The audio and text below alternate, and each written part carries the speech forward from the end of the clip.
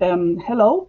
I would like to share with you some ideas that deal with cooperative team management. Um, well, remember that when we talk about cooperation, cooperative work always starts with individual work.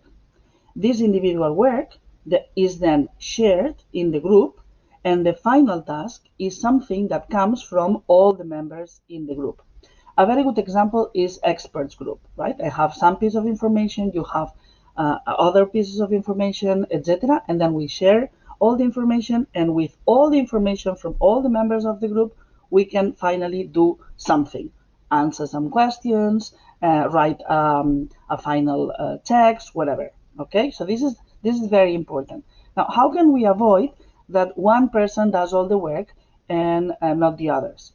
Well, the first thing that we have to do is we have to teach them, because they don't know how to do that. So the first steps would be to set team rules. It may be you the one who gives them the rules, or it might be the team itself the one who decides the rules.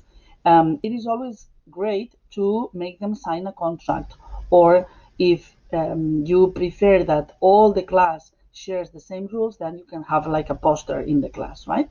One of the things, for example, that I always tell them to add is to be on task. It is very easy for a member of the group to just go to other groups or to do something else, and being on task is always a good idea. Then I also give them roles. That also helps. And it is them, the ones who have to decide which is the role that they want to have in the group. Could be monitor, could be leader, could be anything that you think it's useful for the work that they have to do. And finally, I also add an assessment criteria. I ask them to check whether the group is working correctly or not. And for example, here you have an example of one criteria. We cannot use more than two criteria. So two things to look at. For example, in this example, it's the coordination and the members of the group doing the task. Other things that can help are group diaries. Ask them to write down a diary every day with the task that they have done. My favorite is the drive folder for the group, and within the drive folder for the group, each member of the group has its own folder where they have to upload their own individual work. All experts say that when you ask them to work in groups, you have to give them an individual mark, but also a group mark, and that applies also for feedback or formative assessment. And here you have some examples that can help you. This is a guide that Daniela uses, and it can help you to start group work.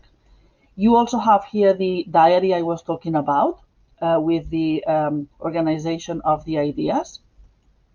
And this is one that I use with my students. This is from a project that we carried out. So here they have to write the task, the responsible person, the due date, the status, whether it's finished or not, and then finally when it's done, right? And the same with the individual. Um, I ask them to assess themselves, so self-assessment, but also the group. And this gives me a lot of information that I can use in order to make sure that they know that they are doing their task. Hope it helps. Thank you.